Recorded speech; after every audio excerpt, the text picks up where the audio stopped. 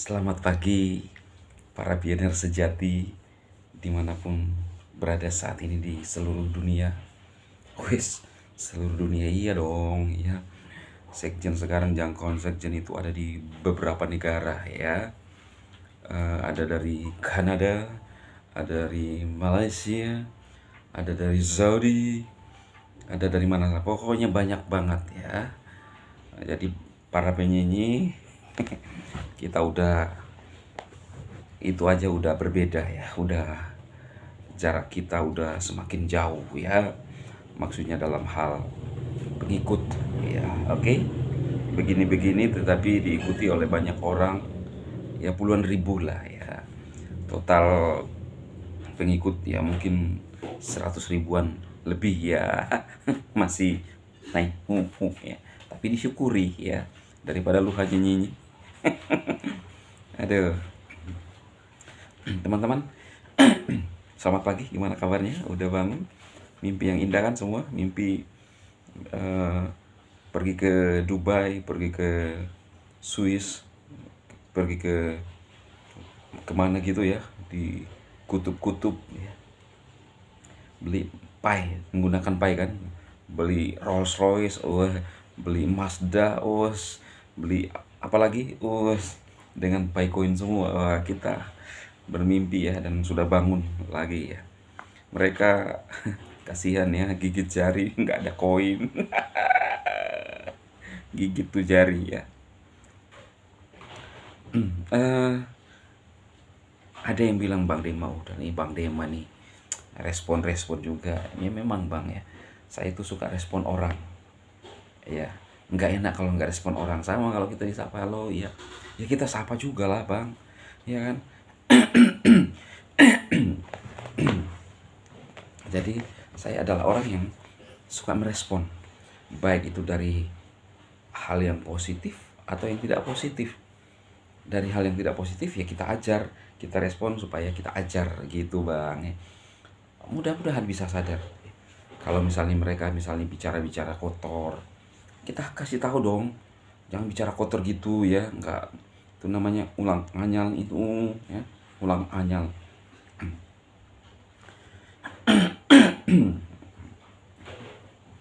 Apakah memang eh, dari AdSense itu katanya haram? Lu haram ya, haram ini sistem bre.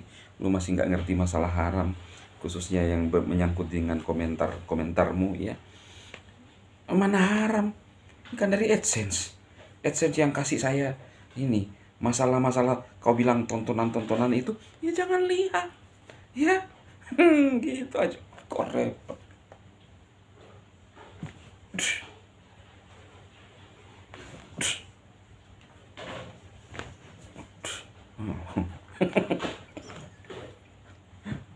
Ada beritanya apa, masa itu doang duk duk duk duk duk. Ya udah, kalau lu nggak suka ya jangan, karena itu sudah bagian daripada apa namanya, satu keutuhan dari sebuah berita. Nah lo, tiap hari sekjen itu harus tetap bersemangat dan enjoy ya. Dalam sebuah acara ada namanya kata-kata sambutan ya, ada makan-makannya, ada breaknya, ada snacknya. Dalam video sekjen itu udah lengkap, ada breaknya. Nah itu breaknya, ada iklannya. Anak kecilnya lagi bobo sekarang ya. Dia lagi bobo anak kecilnya sekarang.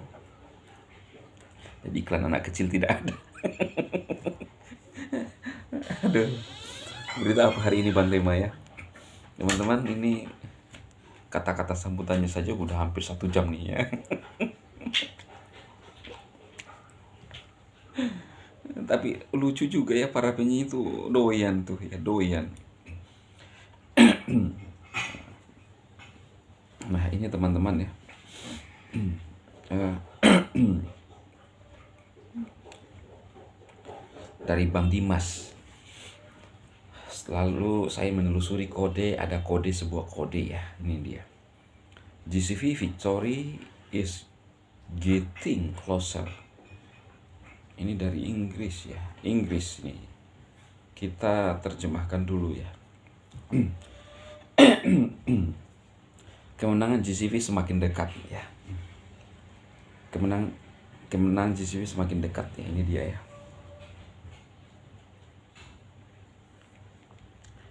Satu ETH sama dengan 0,011 Pi.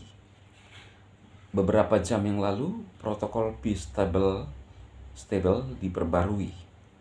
Tujuan utamanya adalah untuk memudahkan kontrak cerdas sorban dalam memvalidasi transaksi mikro Pi. Hebat nih Bang Dimas ya, saya salut. Dengan kode-kode yang dia temukan, apakah dia menemukan atau ada orang lain ya. Intinya saya yakin ya, karena ada datanya, ketimbang hanya ngomong-ngomong halu ya, lu datamu mana ya, ketimbang hanya ngomong-ngomong ini orang tidak benar, mimpi, mana datamu ya. Dan ini sejalan ya dengan pernyataan Bang Nicholas mengungkapkan bahwa kita akan melihat hal-hal besar ya kan, hal-hal besar ya, bukan hal kecil dong, hal besar. Bayangkan sistem ini bisa memban pionir yang melakukan pelanggaran itu selama 1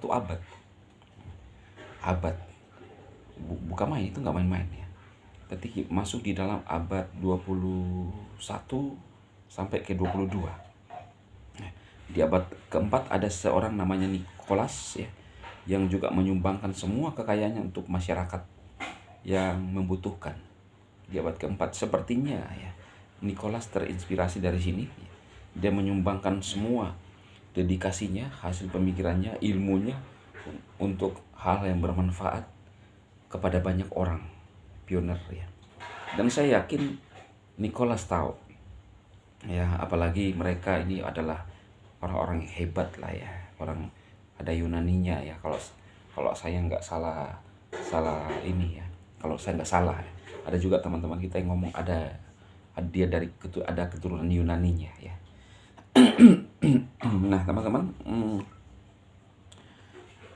mikropi 0,000 pi di jaringan Ethereum ETH. Implementasi pengujian kontrak ini, kode kontrak tim menggunakan data integer ya, atau bilangan bulat tanpa titik dan koma ya. Dengan jumlah perhitungan yang sangat besar, kode U128. Ini kode U1, saya belum cek apa itu kode U. Pengujian ini dilakukan dengan menggunakan 2 metode. Yang pertama adalah metode tingkat risiko kesalahan kode kurang ya, dengan perhitungan total pasokan sebesar 200 miliar Pi. Dalam kurung kode melebihi total pasokan, yang bukan merupakan total pasokan Pi yang sebelumnya. Tujuannya adalah untuk meminimalkan kesalahan dalam memvalidasi transaksi saat open mainnet. Metode kedua menggunakan kode sebenarnya, kode flash. Dengan total pasokan 100 miliar Pi,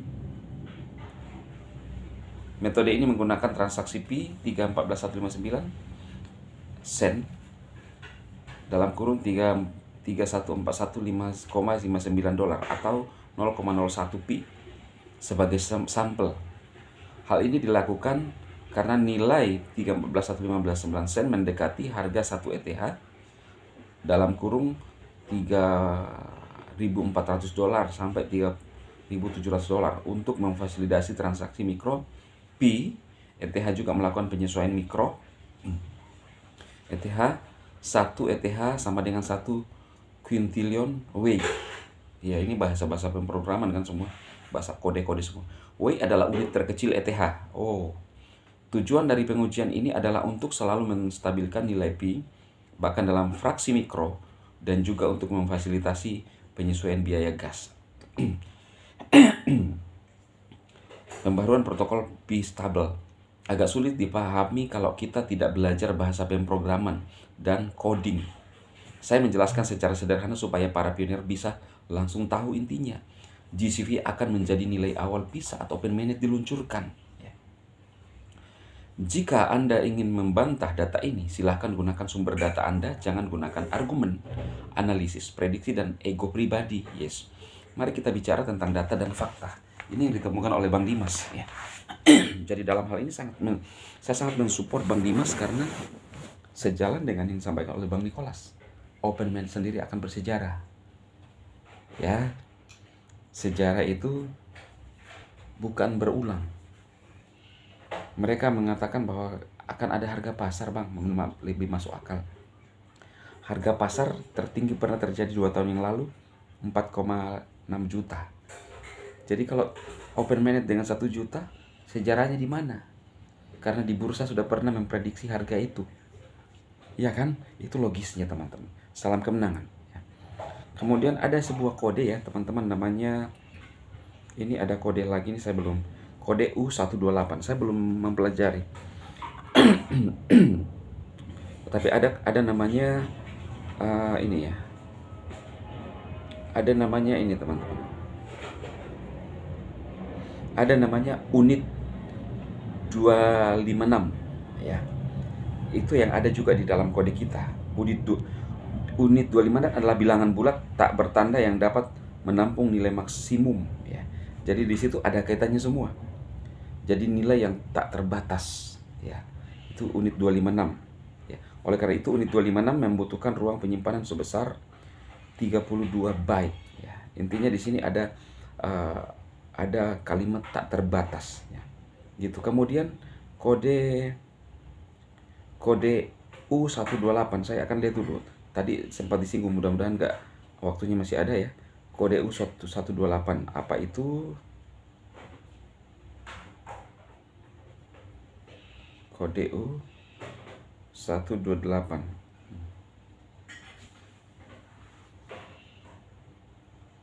Oh.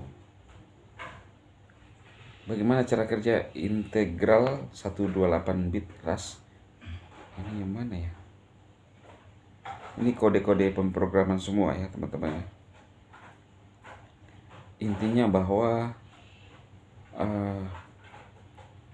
saya masuk akal yang disampaikan oleh Bang Dimas. Saya pun agak ya sedikit awam ya, tetapi saya yakin dengan apa yang ditunjukkan, bahasa-bahasa pemrograman yang ditemukan itu lebih meyakinkan ketimbang hanya ngomong doang di luar sana, hanya halu, sama mining begini-begini, ya kan? Sekali lagi, ya, Nicholas itu adalah orang cerdas yang tidak pernah memberikan janji-janji. Ya.